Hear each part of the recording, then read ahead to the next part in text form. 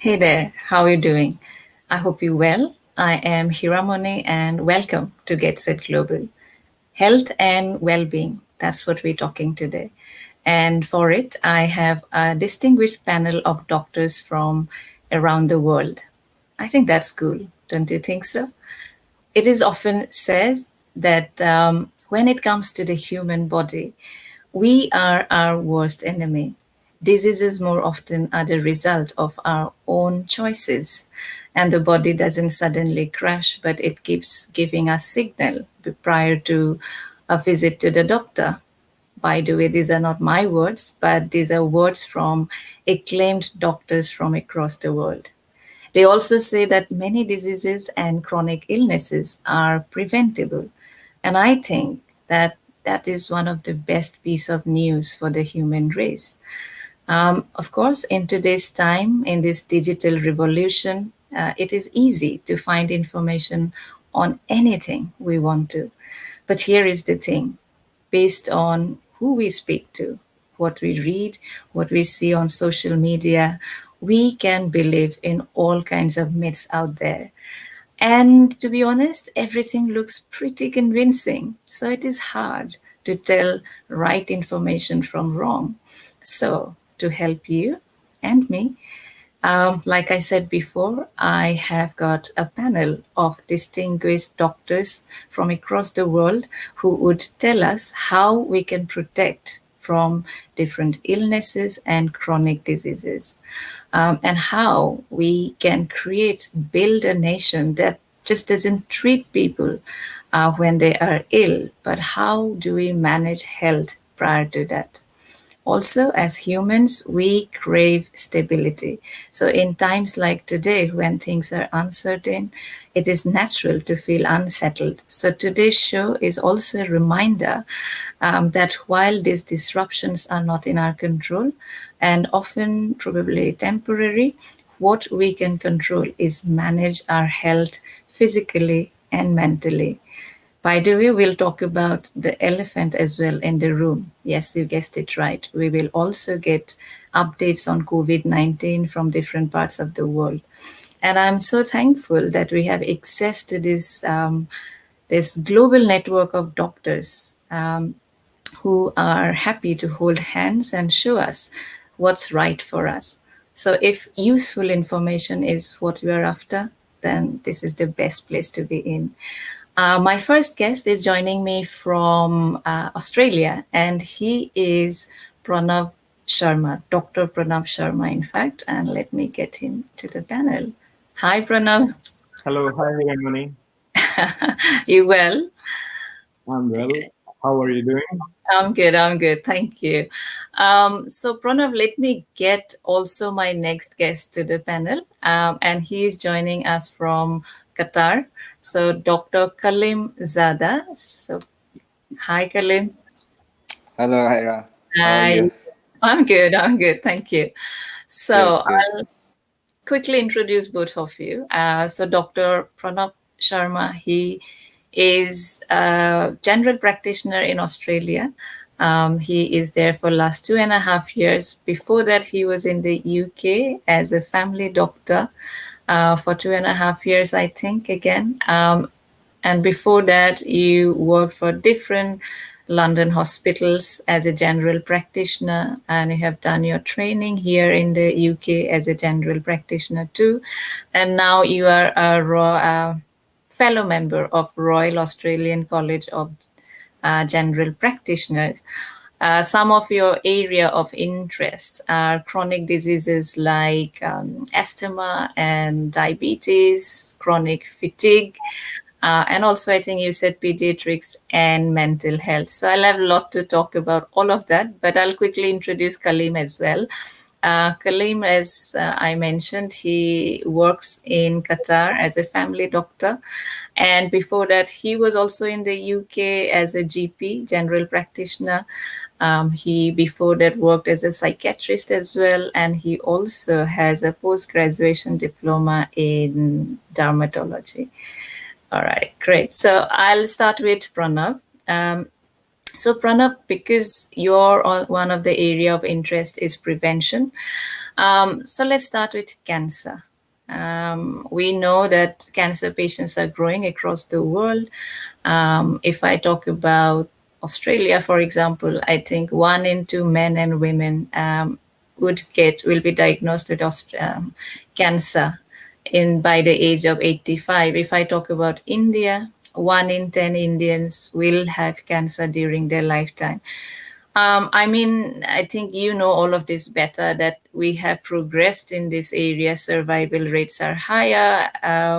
Also, so much of research going on. But that's the treatment side. Tell me about the prevention side. I mean, can we do something to prevent cancer?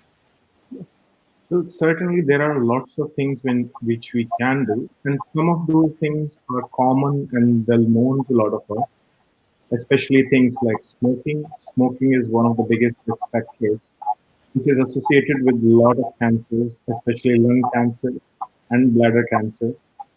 Uh, Also, there are other things like exercise, which, although we talk about it and exercise is part of our sort of healthy lifestyle, but there is now a growing body of evidence that exercise reduces the risk of a lot of cancer.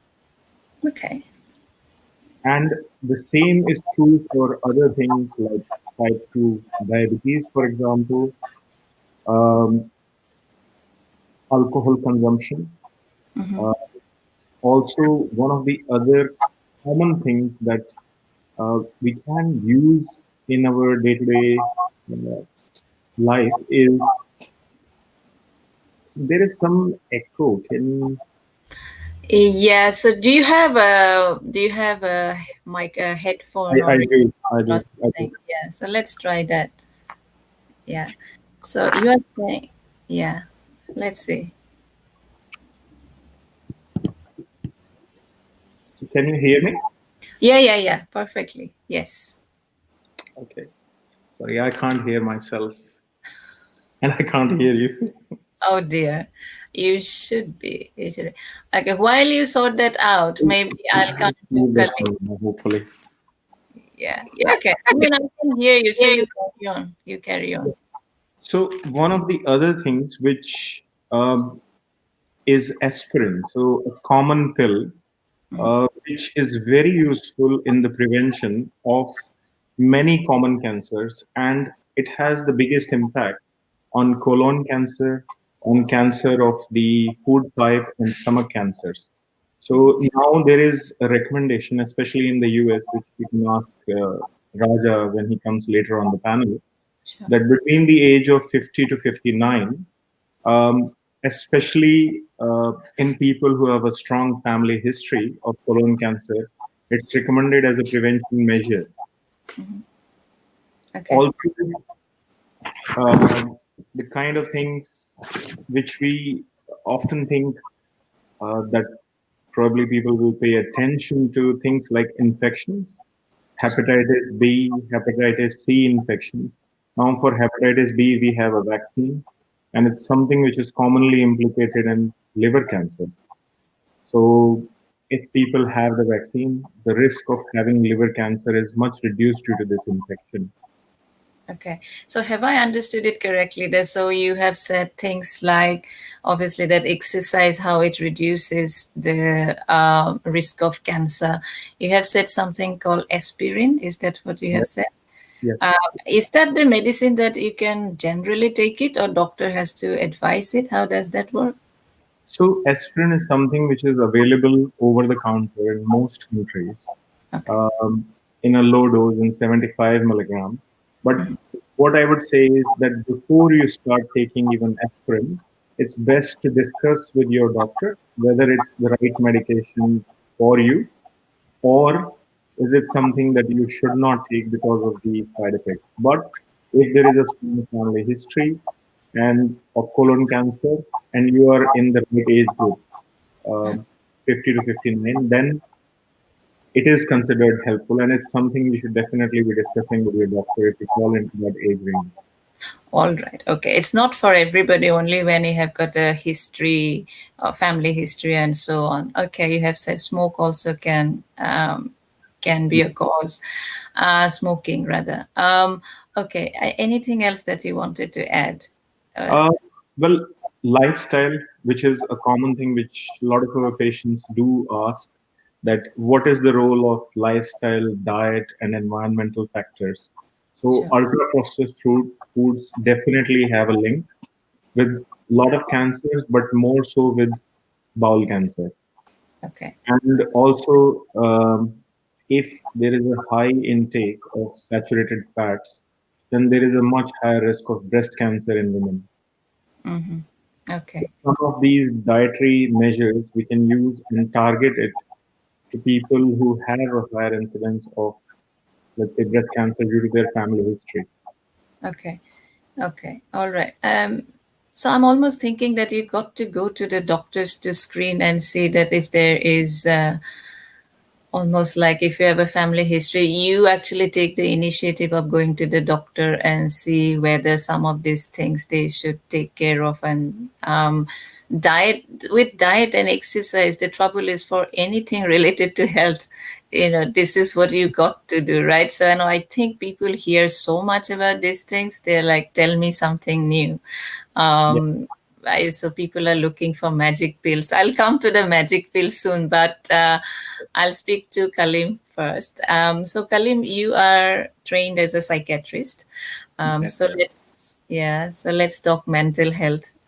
People have been talking about it in the recent times, but I think you'd agree that mental health is still not understood by mass probably the way it should be. So explain to me, what is mental health, and how do I know that maybe these are my symptoms which looks like mental health issues? And is it also true that it can have varied symptoms like chest pain, allergy, breathing problem, which doesn't look like mental health problem? So can it all lead to those kind of symptoms? And what would you tell to people that why they must seek professional advice like they would do for physical health? Too many questions, but yeah. Yes, I'll try to remember them. In terms of what is mental health, obviously it's a huge topic. It's a very broad area, and on its own, it's a discipline of medicine, psychiatry. Sure. Um, so I'll try to just stick to sort of the basic concepts of what is mental health, and then obviously on that basis, what are mental health disorders? Okay. Okay. So mental health in a layman terms, in simple terms, is the way we feel, the way we think, and consequently the way we act. Okay, this is our mental health. Uh, it determines who we are, how we think, how we relate to each other, how do we see ourselves, like what is our self esteem, our self confidence, how do we function as a family, how we relate to our relatives, how we relate to our colleagues at workplace, and then ultimately how do we function as individuals, and how do we function as a family and as a society. So it's basically, it determines almost our whole lives. It determines the choices we make, the decisions we make, and ultimately how we live our life. So it's very important. Now, what is mental health disorder is basically when there is problem in the way we think, or the way we feel, or the way we act in such a way that it stops us from doing our day-to-day function. It stops us from the way we can live our life to the full potential as individuals, as a relative, as a member of a family, and as a member of society. And it stops us from fulfilling our full potential to do what we can do as a person, and what we can contribute to other people's lives. That will be in a simple term. Yeah. what we can say mental health. Now, you said, how do we know that if I have a mental health problem or not? Again, it's not a very easy sort of question to answer, because the mental health disorder, there are a variety of mental health disorders, and obviously every disorder has its own what we call signs and symptoms. But the most common ones, to some people, like stress, increased stress to a degree. It's basically, you can say, the degree of it. A stress for some person maybe, one stress may be very minute thing for one person, because he will have a good coping mechanism to cope with that stress, but for other person it will be a huge thing. So the sign and symptoms of when these things start to affect your individual life, when you stop enjoying things, for example, when you can't get pleasure out of life, that's the most important thing, and that's usually covers the depression side of things. Sure. You feel tired, you physically feel tired, although there is no physical cause for it. It affects your sleep. Your sleep is disturbed. It affects your appetite. It affects your attention and concentration. It affects your self-confidence, your self-esteem. It affects your ability to socialize with others, to speak to others. It affects your ability to cope with minute stresses, as I mentioned. Sure. And it ultimately affects your ability to cope with life and cope with your work and your job and your family relations and everything. Got it. Got it. So I think anything that doesn't look normal, that you're not living a normal life, is when, and then like everything else you said, which can lead to fatigue, sleeplessness, and all sorts. Yeah. Okay. Good. But Absolutely. you'd suggest that it is time that you seek help, whatever that is, either professional help or counseling and all of those kind of things. You would say people should look for. Yes, I think, as you mentioned, there is a lot of stigma attached to mental health problems, especially in countries like India, Pakistan, and our South Asian countries. In general, all over the world, even we work in the UK, and there was still quite a lot of stigma attached to mental health. So, yeah, that's the one thing, obviously, stopping people from admitting that they have got mental health problems. Then again, the wider family comes into play, and they also are very resistant to the fact that somebody is actually having a mental health problem. Yeah. For person themselves as well, they don't feel, as if, that they think of consequences in terms of their self-esteem. What will, the people will think about me, what the people at work will think about me, Sure. and what will they think about my family and things like that. So all these things come into play, and they stop getting any help. But of course, the stigma is the number one hurdle in getting mental health help. But yes, then there comes the role of educating people about these things. For example, this forum and lots of other avenues where people can be educated about these things. Yeah. That it's actually a hugely important area, and it's a disease, just like like a physical illness. There is a cure and treatment for it. Also, with the mental health problems, there are lots of things that can be done to help someone come back to a sort of normal mental health, where they can function at a productive level, and they can enjoy their life. Yeah, fantastic. No, thank you for that, Kalim, that you have said mental health is like physical health. Everybody has a mental health. It can change based on situation. When it's Absolutely. needed, seek help. Yeah, okay. Thank you, Pranav. Yes, Coming back to you with another chronic illness, I think that is called chronic, and it's hypertension. And yes, listen, when with the professionals, it feels quite nice to use this technical word. So hypertension means high blood pressure, isn't it? that's right. That's, So okay. Okay, cool. one of the ways we define it as doctors is when you come to our clinic and we measure your blood pressure, and Yeah. it's more than 140/90. So Ah, that as high blood pressure.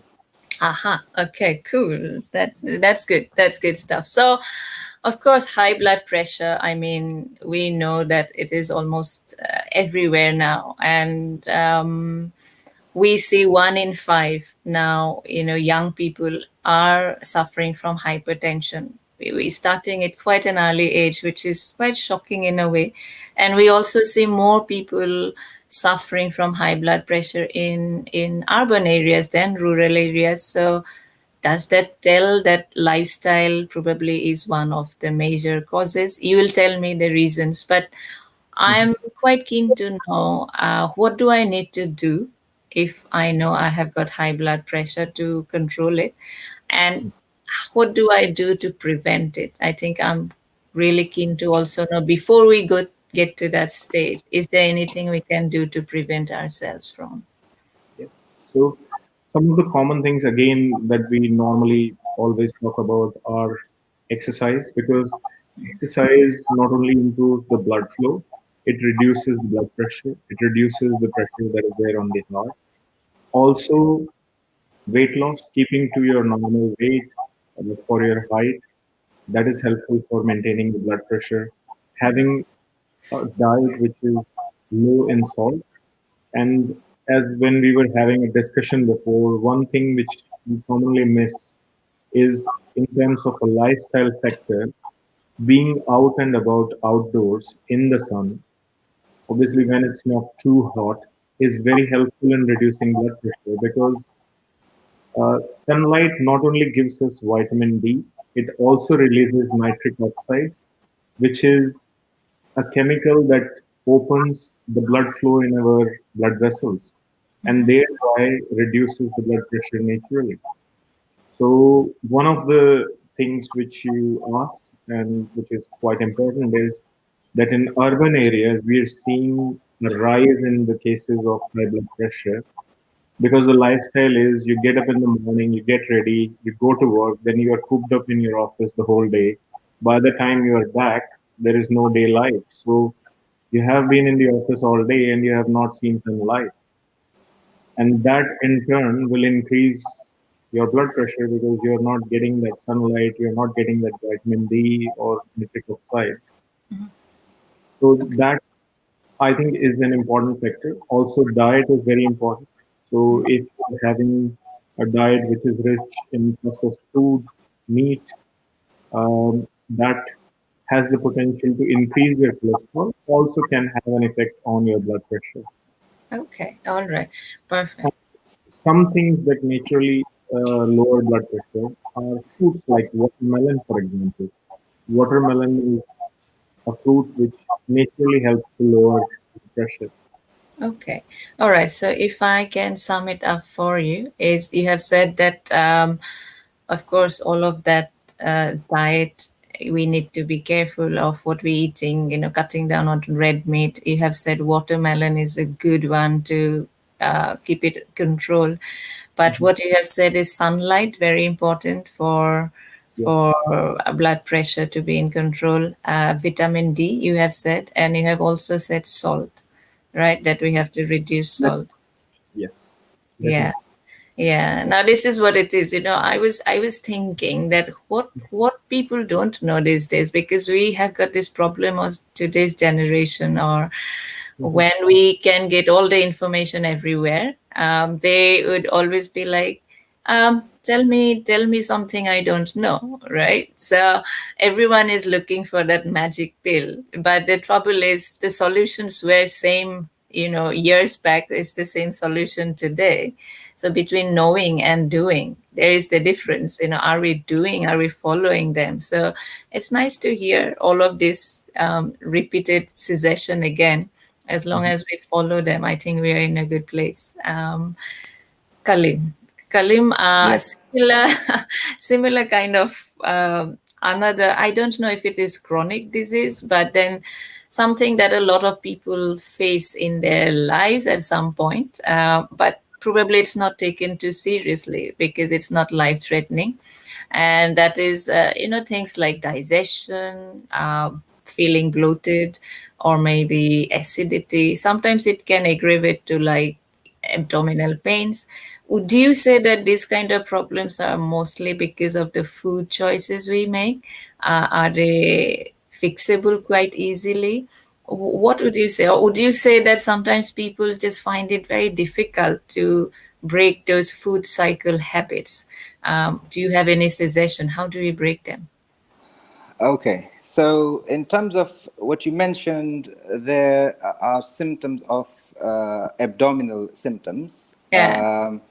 of various diseases, basically. But it, the important thing is they are quite common. We see lots of patients in our day-to-day practice. They come to us complaining of these symptoms like upper abdominal pain, acidity, bloating, etc. Now, they can be because of various underlying health conditions. Gastritis is a quite common condition where there's inflammation of the lining of the stomach, causing this burning type pain in the upper abdomen or lower chest.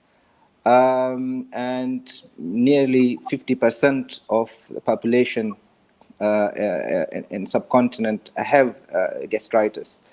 Um, you mentioned whether it's chronic or acute. I mean, it can be chronic or acute. It can be something lasting for a long time, or it can be just for a week or two. And usually it results from the lifestyle. Again, we were discussing that in Pranav's question. Uh, there are few factors that can cause gastritis. For example, smoking, caffeine, spicy and heavy fatty food. The other, he mentioned aspirin previously. Similar type of medication, aspirin and other medication. One of the commonest medication we take for pain is ibuprofen. Again, that can cause gastritis. This pain. And stress has a huge role as well in gastritis. Uh, it can be associated with other symptoms you mentioned about bloating and other abdominal symptoms, but bloating, abdominal pain, diarrhea, sometimes constipation, these symptoms can also be associated with another common condition we come across in general practice, that is irritable bowel syndrome, which is Yes. IBS, Yes. where there is structure-wise there is no problem inside. So physically you're okay, but the function of the bowel changes. And then there is a huge role of psychology in it as well. Your mental health, stress comes into play as well in the IBS. Okay. What do they do? What shall they do when some of these like illnesses happen? Well, the first thing I think, obviously, you need to see your doctor to diagnose you correctly as to what is the underlying cause. For gastritis, you can make simple measure, as we discussed in lifestyle, for example, reducing alcohol, smoking, change your diet in terms of spicy food and heavy fatty food. Um, but there is also, for example, a lot of these symptoms can be caused by an infection called H. pylori infection, which is very common. Again, I think in developing countries, they say about 80 to 90% of the population suffer from H. pylori infection, which is a huge amount of people. In Yeah. developed countries, it's not so much, about 10 to 30%. And again, that's to do with the sanitation, the water quality, the food, sanitation, hygiene, that is related to that. But Okay. that is a simple infection that can be easily treated with a few medications that can be given by the doctor within 2 to 3 weeks. Sure. Uh, uh, So I think what I'm gathering from you is first look at some of the lifestyle changes, which includes food like spicy food and fatty and alcohol. Alcohol smoke, like I sometimes worry because there are many patients who have never touched this, but they have these problems. So I think they have to look at the food side. Then, like you said, some of the infections which can be easily treated, but it's about going to the doctor and first getting diagnosed, obviously, and then do Absolutely. everything that you need to. Okay, listen, I have got a question from Mayashri Burwa. She lives in Yes, America. Have you seen it? I have Okay. two questions. So she's asking what is Hold the on. for. Let me read the question so people know what the question is. It says, what's your suggestion to young generation who works in nighttime and sleeps in daytime? I mean, this is a generation problem. Even if they don't work, they sleep during the day, don't sleep at night. The suggestion is obviously when it comes to sunlight, you don't need a lot of exposure. Obviously, it depends on your skin tone as well because melanin or the skin pigment acts as a sunscreen, natural sunscreen. But usually, 30 minutes of sunlight on your arms, forearms, and face 5 times a week is generally sufficient to replenish the vitamin D levels. Okay. Have I So asked? What did you say? What do we need to apply in our skin? No, no, no. We don't need to apply anything on the skin. I'm saying that the amount of sunlight that we need depends on your skin tone. So if you are very fair skinned, then you need less sunlight exposure. If you have a darker skin tone, then you need more sun exposure. Okay. So usually 30 minutes of sunlight exposure on your arms and face 5 times a week is sufficient. So for the younger generation who are working at night time and are resting in daytime, my suggestion is at least find half an hour where you can have that sun exposure um, at least 4 or 5 times a week. And what happens if you live in a country where the sun doesn't come out? Is there something you In- can do? Absolutely. So in countries like Canada and US, in Canada there is a program where the floor is actually fortified with vitamin D. And in the winter months, you are advised to take vitamin D tablets Sure. as a preventative measure. Okay, that's good. So fortified vitamin D is what you're suggesting. Great. Okay, I'm running out of time. Obviously, I have got more guests.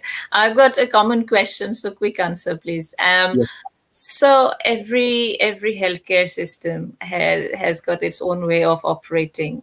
So working experience of you, Pranav, in Australia and Kalim in Qatar. Are there preventive models that you have come across that you think have worked well, which can be adopted by countries like India? But please keep in mind that it is not huge investment and doesn't need too much of resources either. yes. So Okay.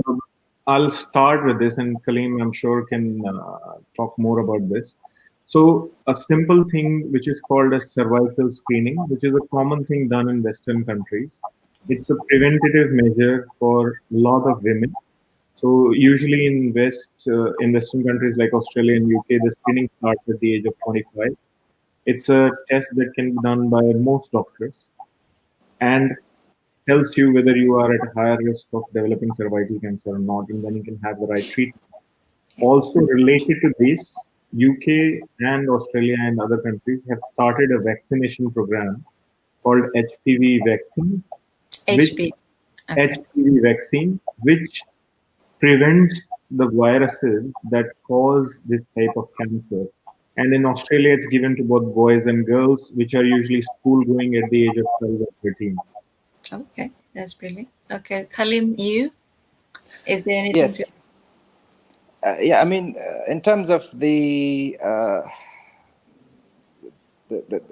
current health system in Qatar, whether that can be, whether anything can be learned to be implemented in India. There are two completely different types of countries in that sense. Qatar is a very small country with huge resources, while Yes. India, on the other hand, is a huge country. But I would say, in terms of principles, what Qatar has done tremendously well is the provision of sort of universal health care. I think if countries like India, Pakistan, or Bangladesh, if they start to aim this, that health should be a universal, irrespective of whether you're rich or poor, it should be provided to all their citizens. That's the most important thing, because if you invest in your health, your country will prosper. The other thing is they are focusing a lot on the primary health care as well. They are integrating a lot of services. So there is cooperation between the primary healthcare, where you go and see your doctor if you have got any problems, to the secondary and tertiary healthcare, where you end up in hospitals. A lot of these things, including mental health, for example, if you can provide that at the primary healthcare level, people will have better access to it. They will be, easily and quickly identified, diagnosed, and treated promptly before they get worse to a situation where they will end up with conditions like hypertension and cancers and all these things we were talking about. And thirdly, health education. Again, this is hugely important, and I think Qatar is making active programs regarding educating the public health, educating the public about these common health problems as well. Yeah, yeah, no, I really like that. I really do. I mean, Pranab has spoken about some of the cancer prevention models, like how in the UK also we see this smear test, isn't it, for Yeah, cervical cancer? yeah. And they do this rigorously, and sounds like it's not huge investment, and any doctor can do this. So if you can eradicate cancer like cervical cancer, which is quite prevalent in India as well. You have also spoken about the vaccine, which starts at 13, 14 age. That's phenomenal. I think what Kalim has said about having universal healthcare, I couldn't agree more, because when commercialization is so huge in healthcare, that's where I think changes is difficult, isn't it? Because if privatization overrules, then healthcare becomes biased because it is not accessible for everybody, only who can afford. And how do you make changes from there? So I think, yeah, that, and also I think education about health, primary, secondary, tertiary, it's a beautiful concept, because then this leads to early diagnosis. So yeah, I think really some wonderful points there. And finally, COVID update. What is the top line update from Australia and Qatar? Well, Australia quickly, because I'm sure we're running out of time. In Australia, Victoria in particular was badly hit by a second wave, but the prevention measures have worked very well.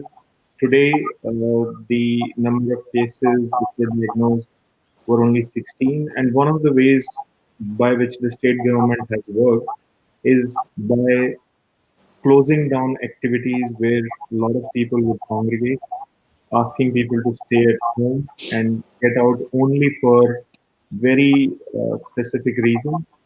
Hand hygiene, no mask, no entry in most retail establishments, and focusing on the social distancing measures. Okay. And testing, treating, and isolating. Contact tracing, I think, is the most important thing as far as COVID prevention is concerned. Okay. So testing, treating, and isolating is what Australia is doing. Okay. What about you, Kalim? Pretty much the same.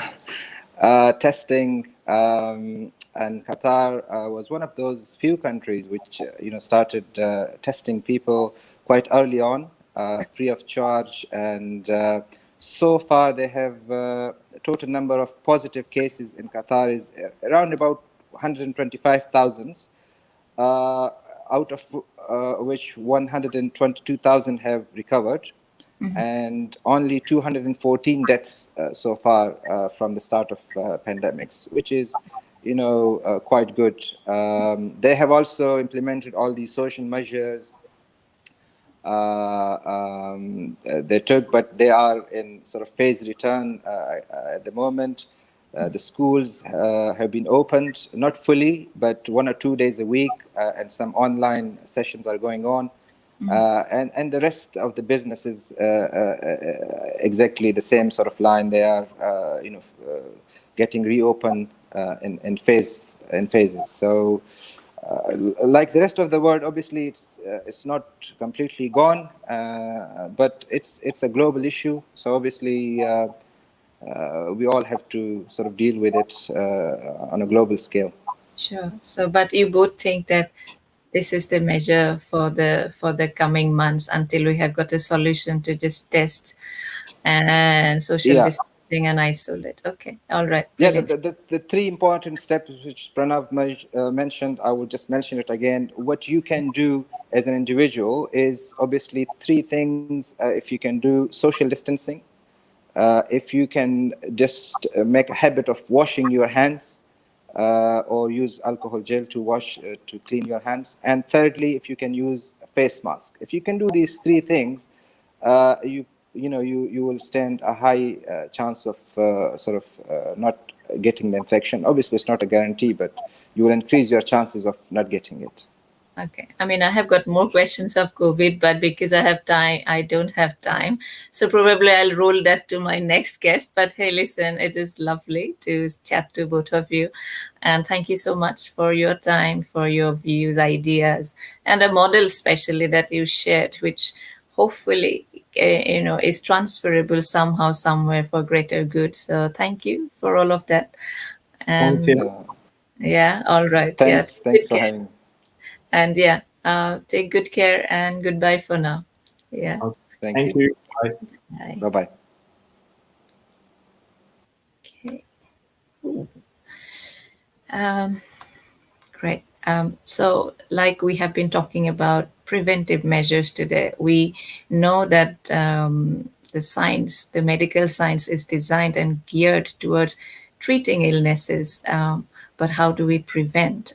So, to talk more about that, I have got a few more distinguished doctors from different parts of the world. And it is my pleasure to introduce them to you.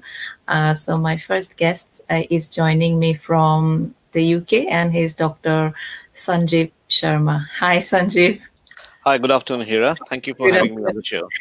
Not at all. It's a pleasure. Let me bring the other guests as well. My next guest is Dr. Pranab Kolita, and he's from Singapore. Hi, Pranab. Hi, Hira. Good evening. How are you? Hi. Yeah, it's still good afternoon for me, but yeah, yes, good evening, good night for you probably. And my last guest is Raja, Dr. Raja Day, and he's joining from America, from Florida to be precise. Hi, Raja. Hi, Hira. Thanks for Hi. having me. Good evening. Good evening. Yeah, good afternoon, really. But yeah, lovely to have you all. And while I'm talking, I have just realized that today's panel is very male heavy. So I just wanted to say that to all the female wonderful doctors working around the world, that we missed you today. Um, but let me start with Sanjeev. So, Sanjeev, you are a consultant in endocrinology and diabetes at the Center of Diabetes and Endocrine. What is it? I'm just, can I read it for you? I think that's a better idea. Sorry What about is it? that. Okay, so Sanjeev. Okay, so Sanjeev is a consultant in endocrinology and diabetes at the internationally acclaimed Diabetes and Endocrine Center at Ipswich Hospital in England. He is also he has dual accreditation in internal medicine. He has been hugely involved with the management of COVID-19 patients. And then you have also, you are a recipient of the prestigious Goran Sundquist Award for outstanding achievements in diabetes neuropathy related research. You're, of course, from Assam, you said it's a small place called Makum. I'm not sure where Makum is. You'll have to tell me. And after doing your master's from India post graduation, you have completed your FRCP in endocrinology and diabetes here in the UK. And now you're also doing a PhD in small fiber neuropathy from Warwick. Okay, so that's Sanjeev Sharma. Um, and coming to Raja Day, So Raja is an interventional cardiologist, and he has got his own clinic in Florida in America. He has done you have done your fellowship, isn't it, in interventional cardiology? I think Correct. you have also done chief residency in internal medicine. You have done your master's from Harvard University on public health. I have forgotten some bits, I know, and then before that You've will not work. covered everything. But it all started from Guwahati because you have done your MBBS from Guwahati Medical Correct. College, and that's where you grew up. And to Dr. Pranab Kolita. Pranab is a psychiatrist by training, and now he works for global pharmaceuticals in research and development area, and his area of work is respiratory health. So thank you to all of you for joining today. I would start with Sanjeev. So, Sanjay, because you are a consultant of diabetes and you have had so much of achievement, so I'll have to start with diabetes, otherwise, it will be a crime, I think. So, tell me more about diabetes in the sense that I think you will agree that this is becoming one of the biggest epidemic of the 21st century, diabetes. Just not for the UK, but for India as well. We see this more in urban areas than rural areas. So, would you say that diabetes is mostly because of lifestyle changes, or would you say there are more reasons for it? But more importantly, if I'm diagnosed with diabetes, what do I do? How do I make sure that I keep it all in control? Okay, thank you, Hira, for your kind introduction and Okhomia Raizak Namaskar. By the way, Makum is a very small place, 8 kilometers to the east of Tinsukia. So that's where my parents still live, and I'm sure they're watching me today. Okay, can I speak for 12 hours? Probably not. Diabetes is the mother of all conditions, and I'm sure my colleagues on this panel and elsewhere will agree that it can lead to almost anything. We all talk about diabetes, and we remember our relatives, our friends, our acquaintances having, strokes, heart attacks, kidney problems. But I don't want to speak too much jargon on this platform today, but in general, diabetes, as I said, can do anything. And what we tend to forget are the mental health issues, the social dependency issues, and in general, it eats up somebody from inside. But I always tell my patients that diabetes is like a Titanic phenomenon. You don't realize what's happening from inside till the literally the twig breaks, and then people end up with complications. So it's not a pleasant thing to have. um, it's not preventable, but it can be delayed. All right. So coming back to your first question, that if somebody has diabetes, okay, if in our adult age group somebody has diabetes, we can always blame our genes because our Asian ethnicity gene is very strong. Secondly, what happens is the urbanization of our lifestyles, okay, and the adoption of sedentary life habits, they all add to diabetes getting worse and its control getting worse. And over a passage of time, it is anticipated that the complications rise by more than 50 to 75% in diabetes. Now, when people talk about diabetes, we all talk about glucose. Glucose is a common denominator, but actually, diabetes, blood pressure, raised cholesterol levels, and smoking, they all entwine with each other in like a very unholy nexus, an unholy alliance, and all of them can cause problems together. Um, what happens if somebody develops diabetes?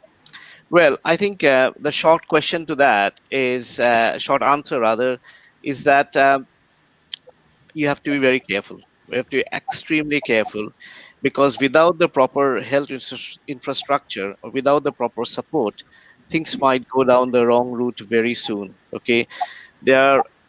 I mean, my colleagues have already alluded to about lifestyle changes, dietary modifications, adoption of healthy lifestyle changes, which I'm not going to repeat.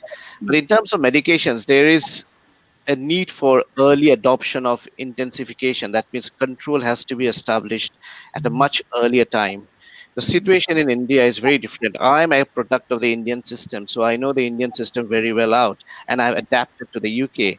And unfortunately, the monitoring, the surveillance, the accessibility, the finances are major hindrances in preventing improvement of diabetes control.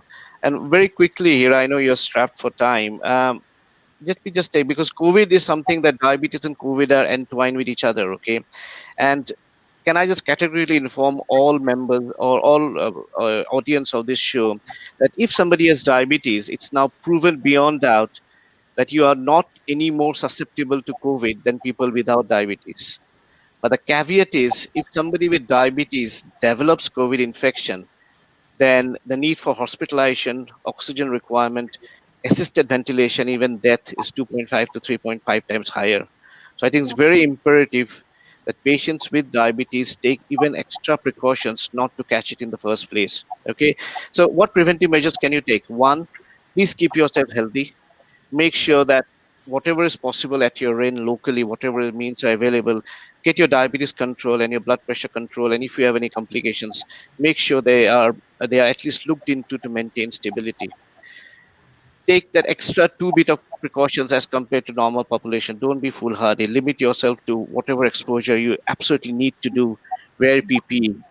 And one last thing I'd like to add, especially COVID and diabetes, and I've seen it many a times from friends, relatives back in India, even class friends actually. If you do develop symptoms of a fever or a cough and you have a suspicion you have COVID, do not wait for the next 12 to 24 hours at home, putting on a pulse oximetry, or some people end up taking oxygen. Okay, what you need to do is get help soon. All right, because the downhill trend once you develop COVID can be accelerated within 12 to 24 hours. Okay, I've seen people die in 36 hours after the first symptom. So it's not a very pleasant illness, coming back to your original question, to have, but I think there are lots of ways and means to mitigate worsening of the diabetes condition, and the rest is obviously scientific jargon which I probably don't want to spell out in this platform. No, no, but no, Sanjeev, that's so wonderful, everything you have said. Now, I quickly wanted to know, um, is it true that once you're diabetic, you will be diabetic for life, even if it's in control? And the second thing I quickly wanted while you were talking, I just remember I do see diabetic people sometimes saying, eating little bit of this, little bit of that, here and there will be okay. Is it okay? Okay. The first question is there a cure? No. Once somebody develops diabetes, it stays for the rest of the life. Yes, what we use the word is remission. If people go on a crash diet. There was a study, I don't know whether you've heard about it. There was a study called from the Newcastle study. What they've shown is if people lose weight, all right, and people lose weight amounting to 1 to 2 stone, 12 to 15 kilograms, it actually puts diabetes into remission. That is the word remission. You might go into a dietary controlled diabetes, but unfortunately, both for type 1 and type 2, you will never get rid of the condition. It's there. Once you have reached, remember, 80% of the cells are damaged by the time somebody ticks the box that you have got diabetes today. So it Mm, is a one-way street, but there are means to prevent it from getting worse. Okay. brilliant. Yeah. And sorry, what was the second question you asked? It was more for me to understand because I do see people who have got diabetes, but they would say once in a while, you know what, I can eat this, I can eat that, I'll be all right. Is that okay? আ- আমি অসমীয়া মানুহে ভাত খাওঁ, and bhat is nothing but carbohydrate with a raised glycemic index. Okay, Of course. and carbohydrates and diabetes don't go together. Okay, and we have this habit, and I'm now suddenly put on my Assamese cap on and looking into our own lifestyle back in our country, and we tend to snack, graze all the time. Some people actually have rice before they go off to work, come back have rice at lunchtime, and come back home and have rice again. So the Yes. amount of carbohydrates that we have is enormous. Okay, Western population carbohydrates may be around 40 to 50%. Assamese people tend to have it around 70 to 80%. And what happens with carbs is that it makes it's basically flogging. To put a crude analogy, it's like flogging a tired donkey, and the donkey is your pancreas. All right, the more carbs you have, The more flogging you are putting on your tired donkey, the more it's going to get out of control. All right. So yes. So listeners and audience, if you want to look into your diabetes, the first thing you need to look dietary wise is your carbohydrate portions. All right. Look at the amount of rice, wheat, roti. That is, there are rotis, rice, wheat, pasta, noodles, and obviously the Western diet of pizza, breads, and whatnot. Look at them and cut it down by 50%. Line Awesome. number one, you have to reduce it by 50%. Otherwise, just remember the poor donkey that you're flogging day in, day out. Fantastic, fantastic. This is what I wanted to know from you. Listen, I have got something for you and for everyone to show. She is a really good friend of mine and she is diabetic, but she has her story to tell. If you're all okay with it, I'll just quickly play that clip and see what she has to say. Hello, this is Anamitra. First of all, thanks Hiramani for having me on board for today's discussion on diabetes. I'm being declared as type 2 diabetic around 13 to 14 years back. My diabetes was really in a bad shape. At one point of time, my doctor kind of given me that verdict that I have to start my insulin shots immediately or else I might get cardiac arrest or I might get collapse any moment because I was not just having diabetes, I was having very high blood pressure and high cholesterol. Moreover, I was obese as well. At that point of time, I was around 80 kgs. So my diabetes definitely needed that special attention. But I was not ready for it. It was really, really shocking and heartbreaking for me to accept that truth that I have to start taking insulin and I have to rely on that for the rest of my life. On that very moment, I have decided to change my life through lifestyle change. Now, when I'm talking about lifestyle change, it's not just about dieting or exercising vigorously every day. It's more of like changing your whole thought process. I introduced many small things into my life which I have never done before.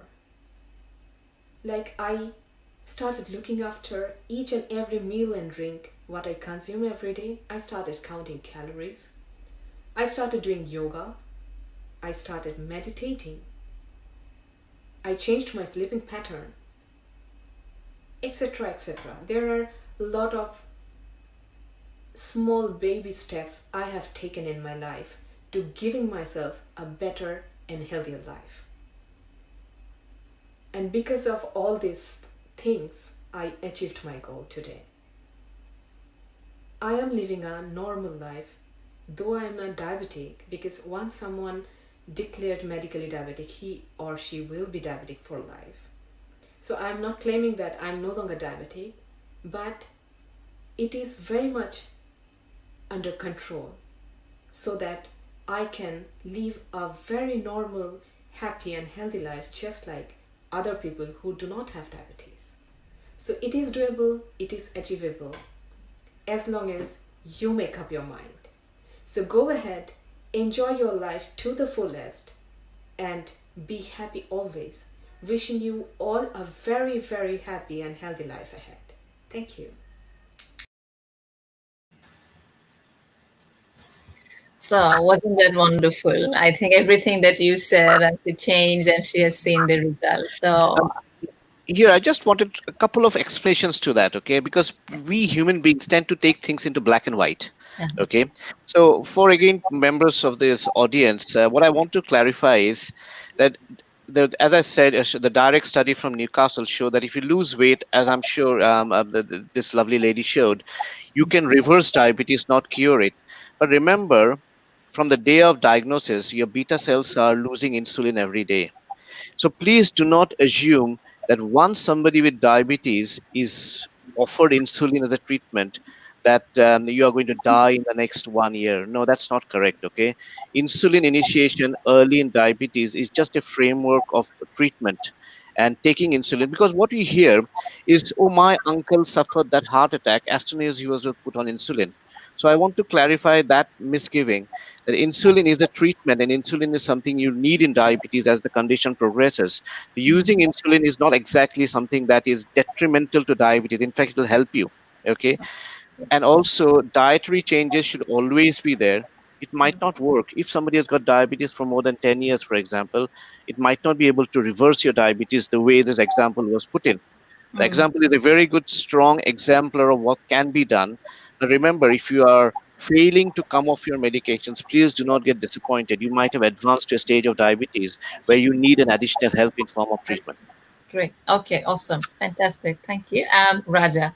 So Raja, another disease that we say is becoming a major cause of mortality around the world is obviously cardiovascular diseases, and you are a specialist in that area. So I want to know when I have got if when is the time that I should know I should go to see a cardiologist? What are those symptoms? And once I'm diagnosed, what are the things I must have to do to keep things in control? So if you can explain, because there Maestri has said, how do you explain this to common people in Assam? And I think this is a fair point. How do we get to the roots so they really understand how they have to control? Yeah, thank you. You said becoming a problem. It's not becoming a problem. It's probably the biggest cause of mortality the world over. Sure. Um, so all cancers combined um, do not add up to the number of deaths in India as simple cardiovascular diseases, mostly coronary artery disease causes. As per a study in 2015, in India, we do lack a lot of data, a lot of research. But as per a study in 2015, about 11% of Indians have established coronary artery disease. Coronary artery disease, by what we mean with that is that, the heart is like the engine of your car. It's like the engine of your body. And there are arteries, little pipes, fuel lines that supply the engine. When, like Sanjeev said, when you have diabetes, when you have blood pressure, when you smoke, when you have family history, what ends up happening is you start developing plaque in those little pipes that supply blood to the heart.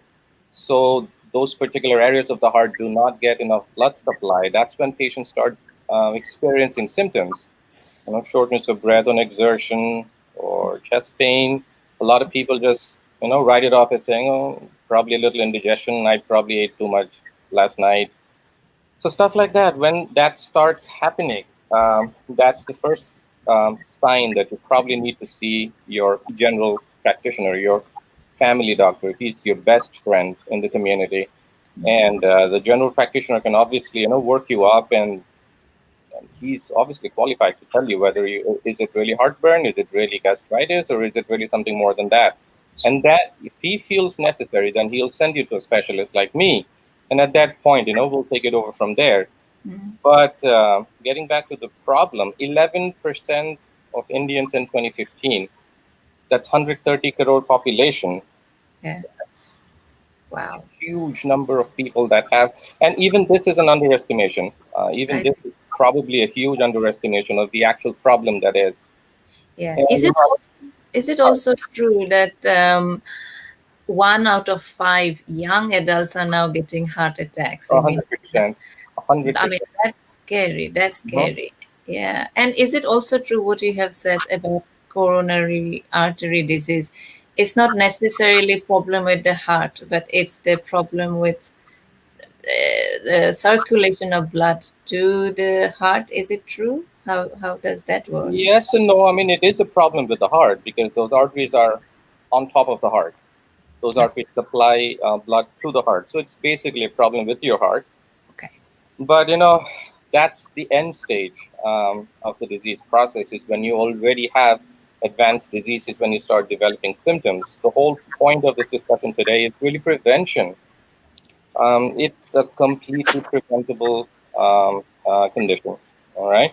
It's a completely preventable condition, but we Indians, and especially in Assam, Bengal, we people do have a very, very, how do I say, mind block towards seeing physicians and accepting that, yes, I may have symptoms. Do you have a family history of heart disease?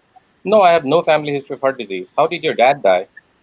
oh, he had a heart attack and he died. Well, that's family history. So we do not want to acknowledge that a problem exists. That, like Sanjeev, thankfully he's practicing in the UK now. But if he was in India, he'd be pulling his hair out. My blood sugar. I have no diabetes. My blood sugar usually runs about 150 or 160. I have no diabetes though. I go out. I feel great. Spot on. I, Well, you know, what do you do then? Because I actually wanted to ask this, that when a patient comes, do you know when they lie? Lie in the sense that they're not following advice or they have no it's clue. not lying. It's It's just not ignorance. lying. It's a mental block. It's failure to acknowledge. A bad thing always happens to your neighbor. A bad thing always happens to someone else, not you, until it happens to you. And then the boat has sailed already. Then it's a little too late for you to acknowledge it at that point. Diabetes and heart disease, like brothers and sisters, they go hand in hand. you Yes. know so acknowledging is the most important thing, and your best friend is your family doctor. You have to have faith in your family doctor, you have to trust your family doctor, and you have to listen to the advice of your family doctor. You have to break that trust deficit, the trust barrier that exists in India, because you think, oh, he just wrote like 5 different prescriptions. Hey, doctor, nazao, gole he injection diye. So that trust barrier has to be broken down too. I think, Raja, you have really raised an important point here because, we sometimes tend to listen to our uncle, the neighbor, but we would not listen to what the doctor is saying. So I think please trust the process. That's the only way to get cured, I suppose, and acknowledging as well. I'll come to you about prevention because you have given lots of hope. So I'll come to that, but first I'll go to Pranav now. So Pranav, because your area is respiratory health, and I understand probably that by respiratory disease you mean asthma or bronchitis, cold, cough, chest pain, all of that. And you have been working to find out, what's the best chemical combinations to cure these diseases. But talk to me about prevention because I'm more interested in this question because we know from being in Assam that people suffer from a lot of respiratory problems because of the climate and also probably pollution and all sorts. So, what are the different ways to prevent Yeah. respiratory illnesses? So, first of all, thanks for asking the question. An area very close to my heart, not just because I'm working in this field right now, but also throughout my childhood, I had severe respiratory situations, including bronchitis and asthma. And for some reason, it continued for a very long time, and till I moved out of Assam, and somehow it miraculously disappeared. But that's another story. Coming to your question, I think it's um, it's a broad question first of all, and I'll try to answer it as broadly as possible because there are nuances when it comes to prevention for asthma versus prevention for common cough and cold, which you are going to see as we are getting into autumn and followed by winter. Yeah. Um, and in it's a common problem. We call it acute respiratory tract infections, and you see more often during the autumns and the winters, particularly in the northern India and in Assam and northeastern part of India. Um, Prevalence is quite high, and like many other illnesses, from a range of around 4 out of every 10 adults uh, getting an episode at least 4 times a year. And when it comes to children, it is even worse. And these figures are from, as Raja was mentioning, I think the literature is not up to the mark, but still allows you good guidance of what is the morbidity out there. Now, and there are various factors, some of which you mentioned: climatic conditions, level of air pollution, and pollution in general, and then your allergens in the air, living conditions, and then your overall nutrition and immune status. All of them have got a role to play in in your susceptibility. Sure. And but very important is to discern something, and this is a slightly different spin from the common thinking around prevention. So the way I think it is that these factors are already there now. So what you can do right now is you are actually protecting yourself. You are trying to protect. You are not preventing. Preventing is the way I see it is what you are doing today for your future generations or people down the line Okay. is, are not as vulnerable as you because of the factors around you. Got So um, common things I think for, and this applies for any sort of illness that has got to do with respiratory system, and that's not unique to cold cough or flu, for example. So simple things as if you're sick, don't go out of home. I think, and that, or if your kid is sick, don't let him or her go to school. And this is a very simple measure. We often tend to forget that by going out, you are actually propagating the illness to the community. And but most of us actually do that, and I'm sure all of us have heard stories from our home right now about how people are actually behaving during the COVID. So I won't go there. But the other is very simple, understated, and probably the most powerful one is washing your hands. As our Maya Koi, our teacher say Koi, wash your hands. But I think it is the single most effective measure that you can do in order to prevent any sort of respiratory infection getting through your nose and then infecting you. Yeah. And I think the simple measures, exercise, food habits, which everybody has touched upon, but trying to re-emphasize that these things can be done. But more importantly, and this is my last point, is what as a community you can do in order to think about how to prevent the increasing levels of air pollution, which you probably hadn't experienced when we were kids in our small towns. I come from Tejpur, a very small, little clean town, but now you see pollution out there. So those factors have to be thought about and actioned upon by the people in order to prevent the morbidity that you get to see in population over the course of time. Okay, no, thank you for saying all of that. Like people, Raja was saying here, also acknowledging that you have got a problem, cold cough, then please don't go out, don't let the child go out, and washing hands and all of that. I have got a question where it says people of Assam are still confused with asthma and COPD. I couldn't agree more because whether medical science can treat asthma, or would you recommend something like, I don't know, naturopathy, homeopathy, Ayurveda? And I really do think that it's a concern for a lot of people. How do I cure myself from asthma? I don't know if anybody has an answer to that. But although no one is probably asthma specialist, but if you do, just feel free to answer. Um, Otherwise, I Um, am. if I may just say, again, putting my internal medicine hat on, Yeah. asthma is a reactive disorder. Okay, reactive means there's bronchospasm to an allergen. So you treat the bronchospasm, take the precipitating factor out, and it relieves. Okay, so there are a lot of medical therapies which are helpful in reducing this spasm of the airways. COPD, on the contrary, is a destructive illness. It causes destruction of the terminal air passages inside the lung. So once you develop COPD, it's like a sort of a self-perpetuating process, mostly linked to smoking. So, and there is a blur sometimes. So pure asthma, pure COPD, there's a blur between an asthma COPD overlap. But if there is a young person who is known to have asthma, obviously common sense says he or she should not be smoking. And two, I think he or she should be refraining from getting exposure to allergens which can bring out that asthma.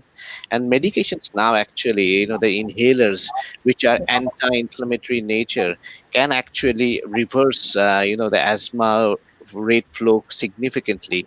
COPD, unfortunately, is smoking related, and I think it's more of a holistic social issue that needs to be dealt with. More environmental issues, I think. Yeah. Okay. Great. Now, thank you, Sanjeev, just to highlight those. Coming to Sanjeev again, because we are actually running out of time, so I think I'll have to combine two questions into one. So, if tomorrow, I mean, I'm coming to you with preventive measures for diabetes, based on what experience you have gathered here in the UK, some of the models, preventive models that you think probably work. Based on all of that, let's say tomorrow you are posted in Assam, and your aim is to eradicate diabetes.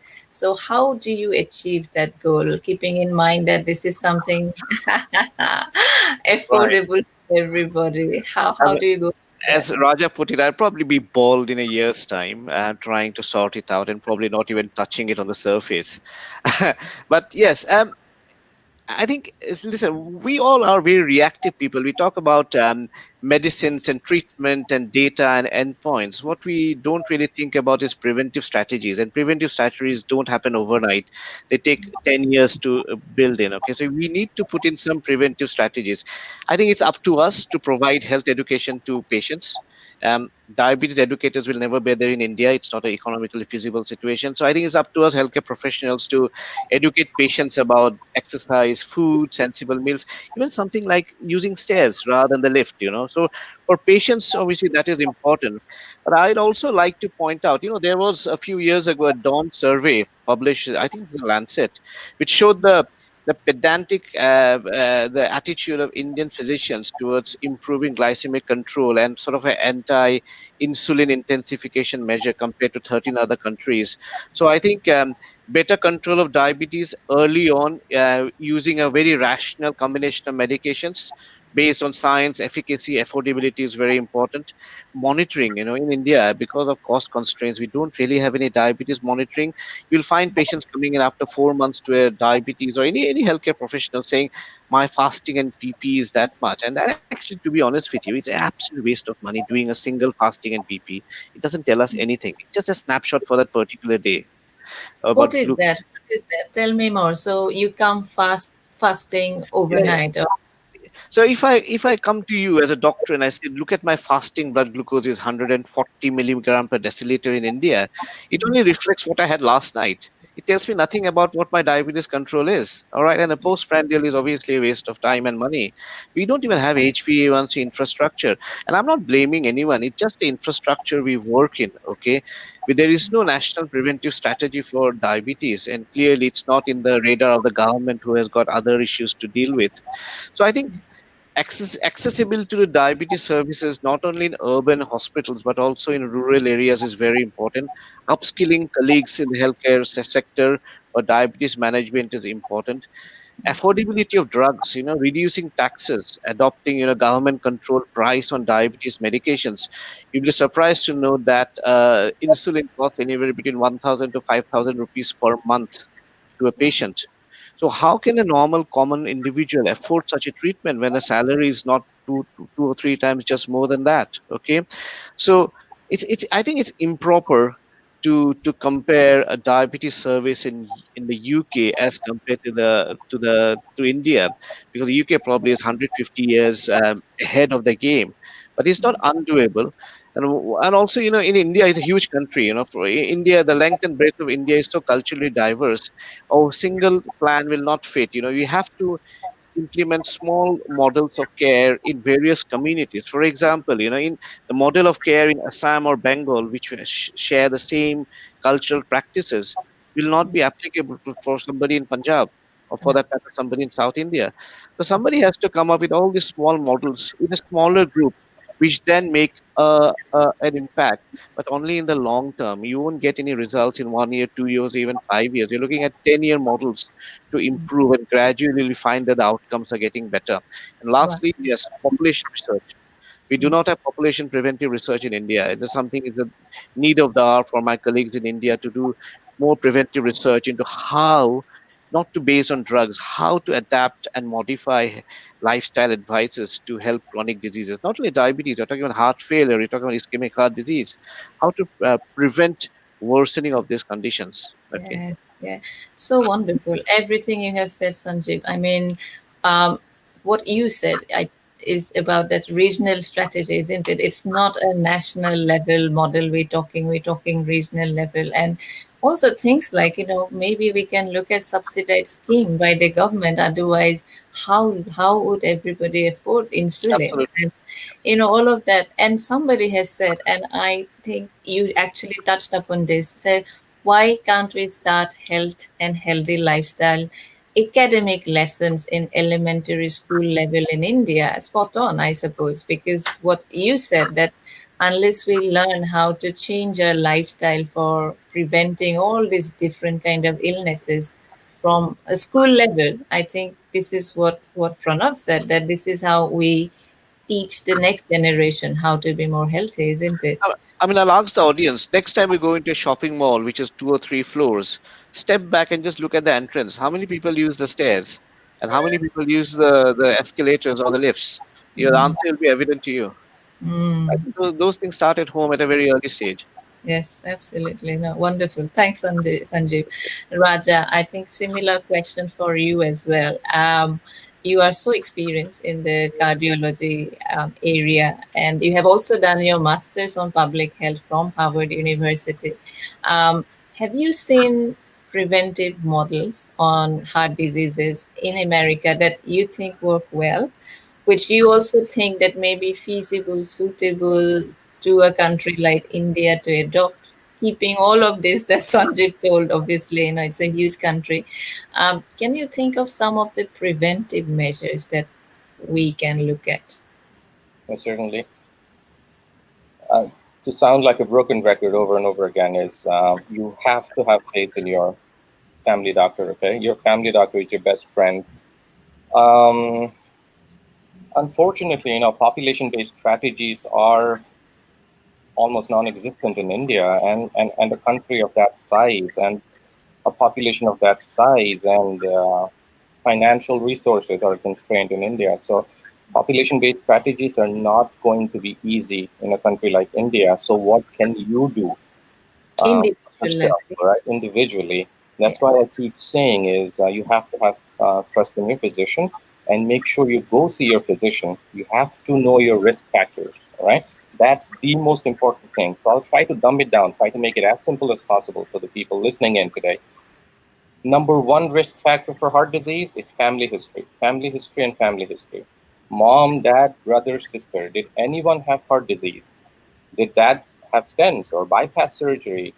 Anyone in your first degree relatives have heart disease? If the answer is yes, then that's a point for you. Meaning you are definitely at risk for developing coronary artery disease, ischemic heart disease. Next is, do you have diabetes? Um, uh, your doctor will tell you if you have diabetes. You know, there is no two thoughts about, no, I don't have diabetes, but your hemoglobin A1C is 13. Well, yeah, you have diabetes, all right? What should it be? What should be the normal level? And ideally under six, Okay. Okay. but your doctor will tell you about it.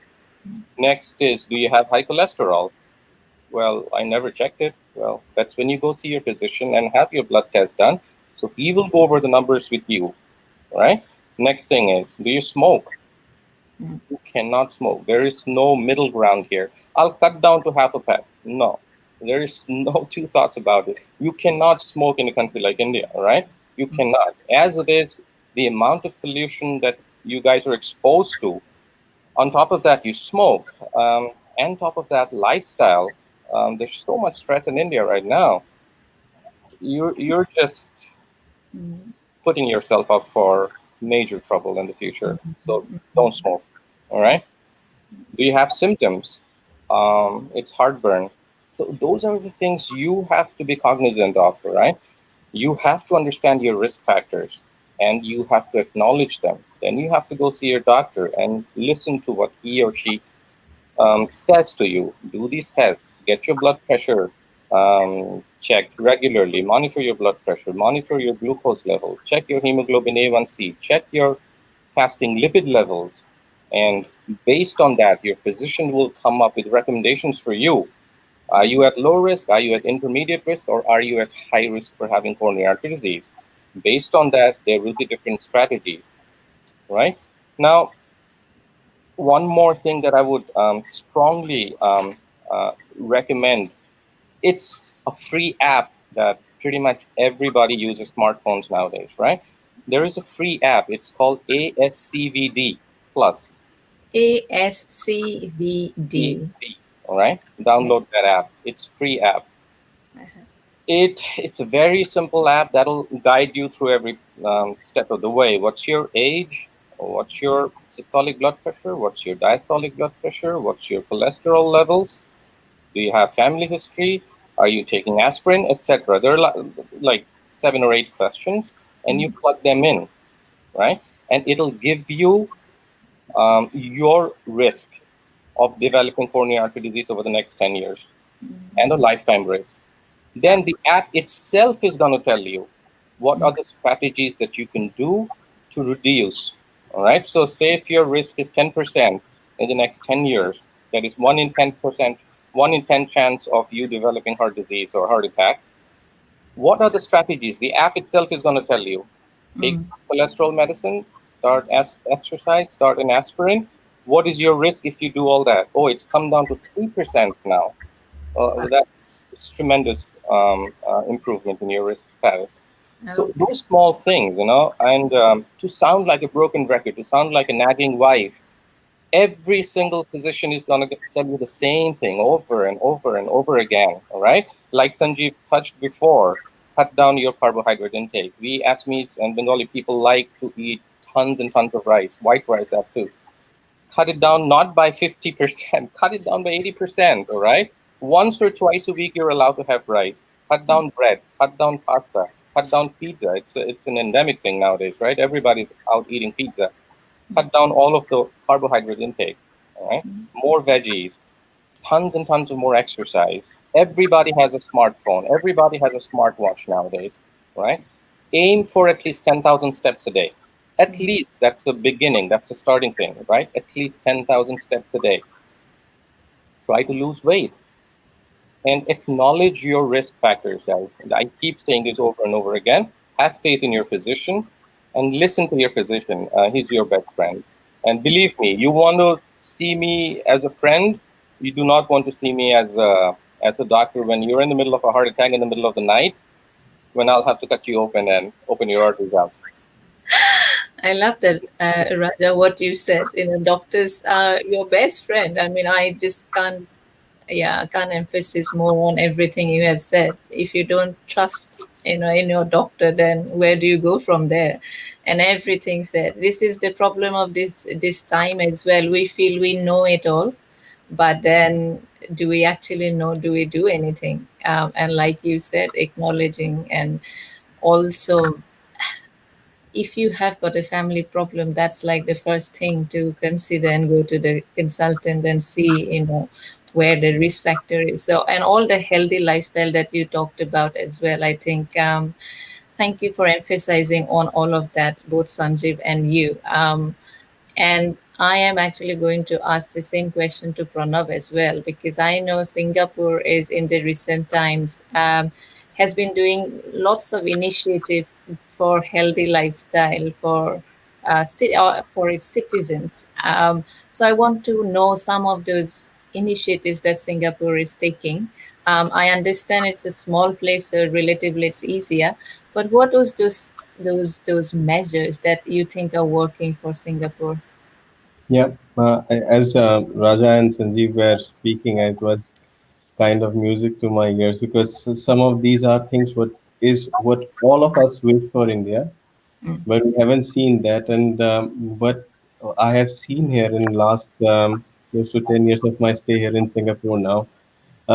Singapore recently, as you might have come to know, in a recent survey by BBC, has been ranked as the number one healthiest country in the world. So, followed by Japan and then Switzerland and a few other countries in Europe. And one thing that distinguishes, of course, it's a small country, it's a first world nation, but it has become first world only over the last 30 years. We have to remember that a lot of community level effort have started back in 30 years, if you go back to 70s and early 80s. So I'll just give you a few examples, and there is something called as the Health Promotion Board, which is part of Ministry of Health. They come up with a lot of initiatives to embed healthy lifestyle in your day-to-day life. So you don't really need to take out extra time or space within your day-to-day activity to invest on your health. Health becomes part of your daily routine. And I'll cite one example of what you, if you have ever visited Singapore, you will know that 80% of the population stays in what is called as Housing Development Board apartments, HDB flats as they call it. Yeah. They would look like any ordinary apartment from outside until you actually take a careful look on what exactly it is. And each of these apartments actually they must have features are they have a three generation play area and a gym, open gym, which is free for everybody, and the standards across the island city are same. So it is not, there is no inequality in that, so anybody will get the same standard. Sure. Second is about encouraging people to use as much public transport as possible and avoid and taking their own personal vehicles. And the way they do it, Singapore, it rains a lot here, so they what they have done is they have got shaded linkways which Mm. will allow everyone in these HDB apartments, meaning 80% of the population, to Yeah. access public transportation as MRT, or which is the train system and the bus system. Now, doing that, what happens is, I'll give my own example, as Raja was mentioning about the 10,000 steps. So, when I used to go to office during before lockdown time, from my door back to my door, I actually count 10,000 steps just by using public transport. I do nothing extra.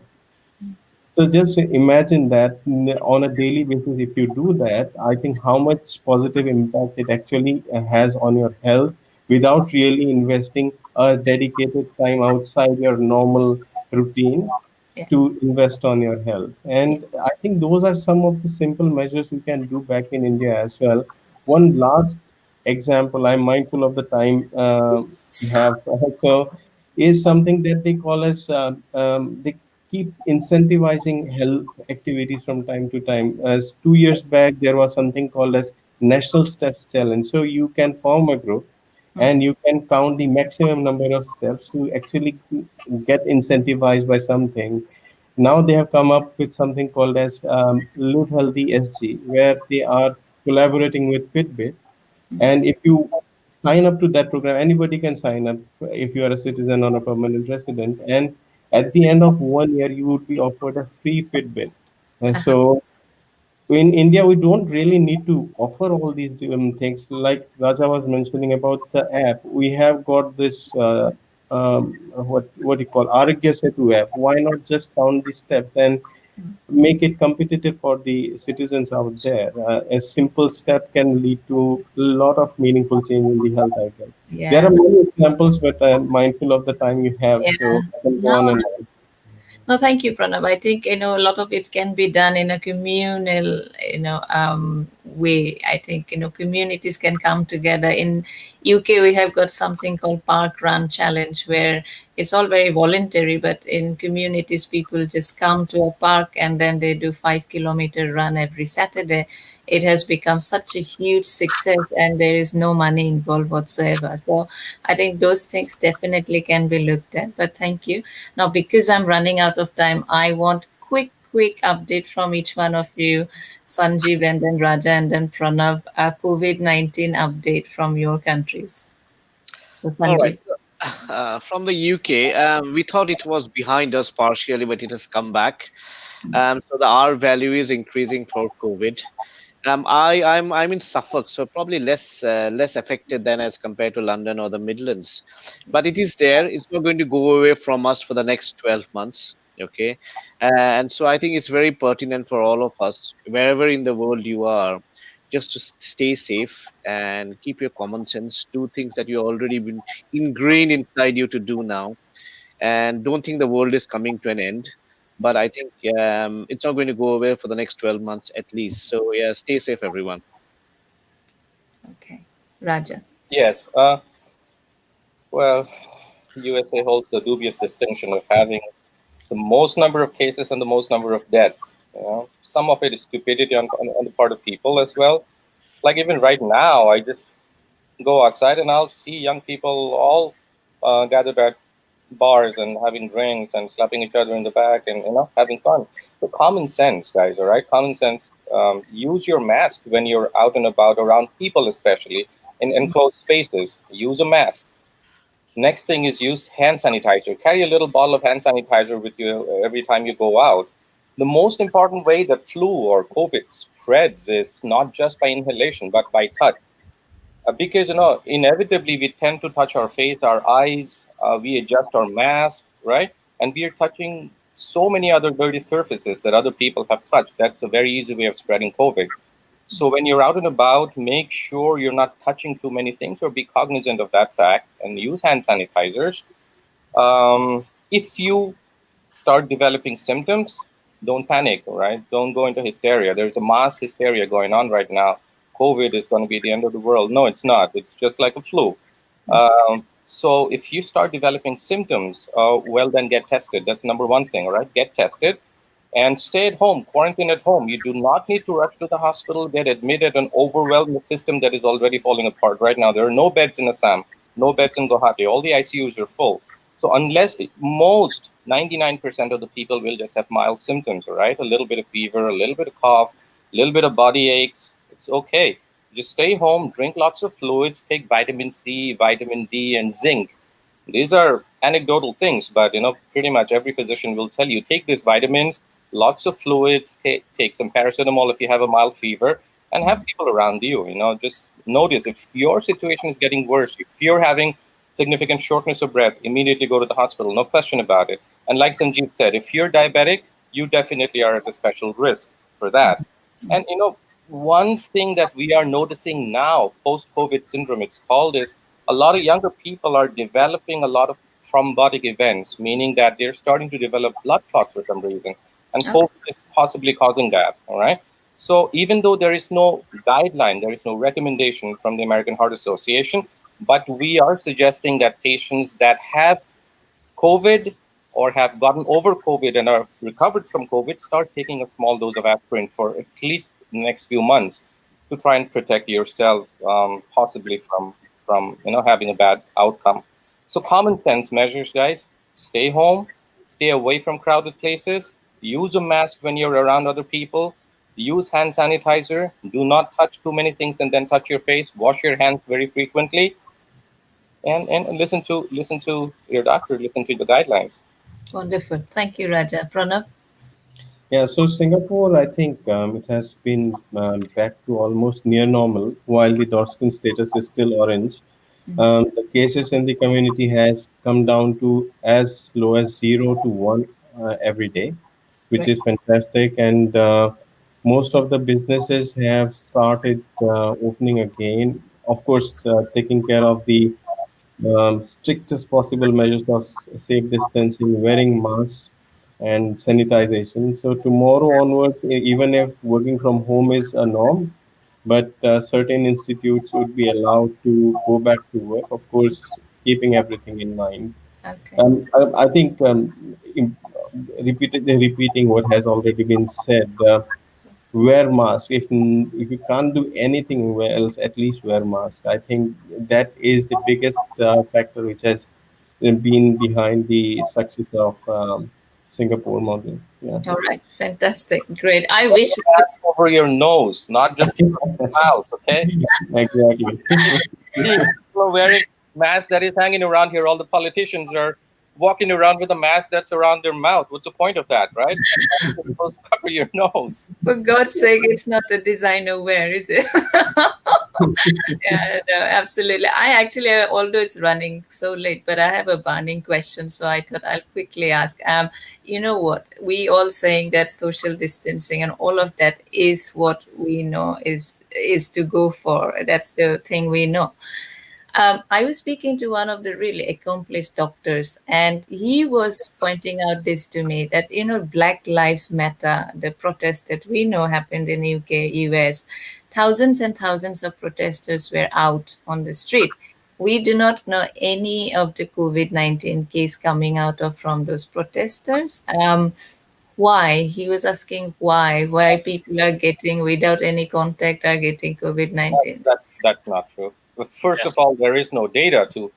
Are we actually going out behind every protester and then checking them? No, that's Okay. actually quite stupid. There was a recent motorcycle rally in South Dakota. It's called Sturgis Bike Rally. So all these Harley Davidson guys, this old, tough guys, they all went. 250,000 of them went for that rally in Mm, Sturgis. No one wore a mask, and now they're seeing a huge explosion in COVID cases among the people that attended that rally. So it's absolutely not true.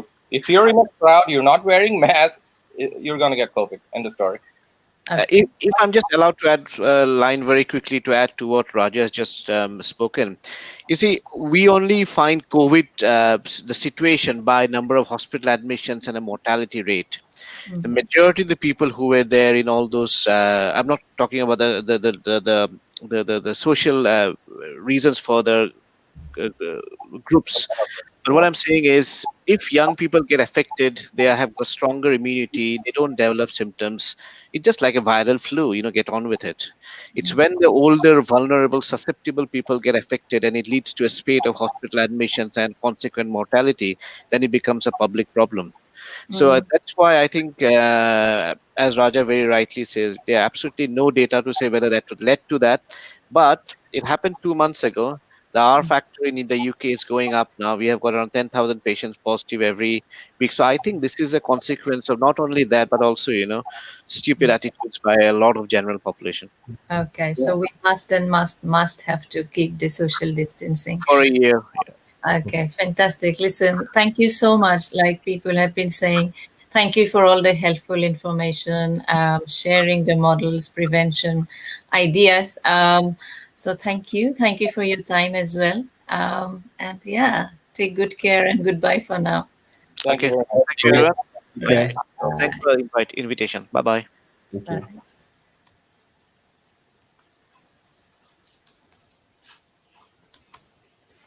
So this is we come to the end of another episode, and what I have gathered from this discussion is that doctors will try and convince patients and public to lead a healthy lifestyle, and that's where their responsibility ends and our responsibility starts.